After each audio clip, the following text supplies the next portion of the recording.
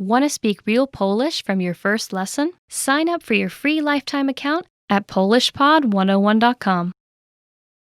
Being in planes, trains, and buses can be an uncomfortable experience for many people.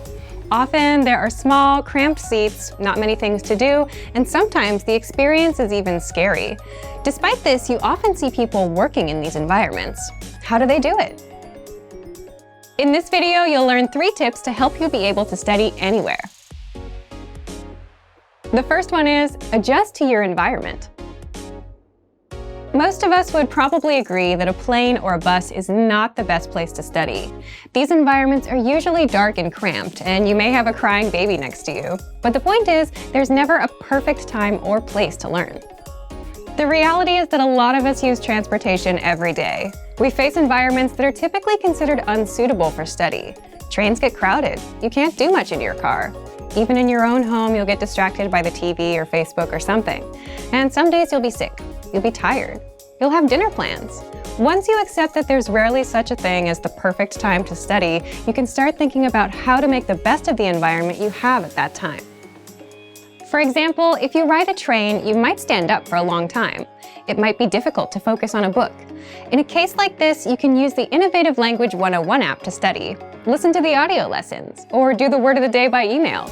There are ways that you can learn in just about any situation. The point is, you need to adjust your study method to your environment.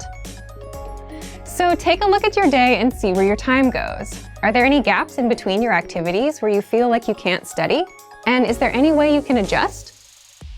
2. Take advantage of your limited time. We've surveyed tons of learners over the years, and every year we find that the #1 reason most people don't learn a language is they say they have no time. But there's a chance you may have some spare time to study. You might just not recognize it yet. Let's say you commute for 30 minutes every day. You can ask yourself, how do I put these next 30 minutes to use? Or if you finish work at 7 p.m. and spend an hour doing nothing, you can think about what you might do in that hour that will help you work towards your goals. You don't have to use all 30 minutes of your commute or the full hour of your free time, but you can definitely fit in a short lesson or take other steps towards your goals. 3. Have an on and off mindset. When you work, it can be really helpful to have a kind of on-off switch for when it's time to work and time to rest. You can apply the same idea to your language studies.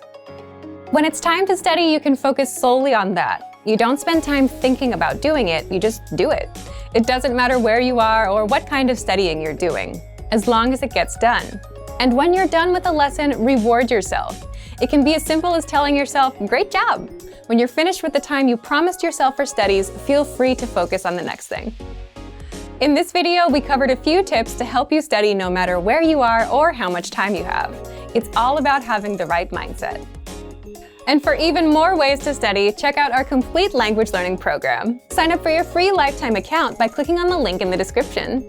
Get tons of resources to have you speaking in your target language. And if you enjoyed these tips, hit the like button, share the video with anyone who's trying to learn a new language, and subscribe to our channel. We release new videos every week. I'll see you next time. Bye! Want to speed up your language learning? Take your very first lesson with us. You'll start speaking in minutes and master real conversations. Sign up for your free lifetime account. Just click the link in the description.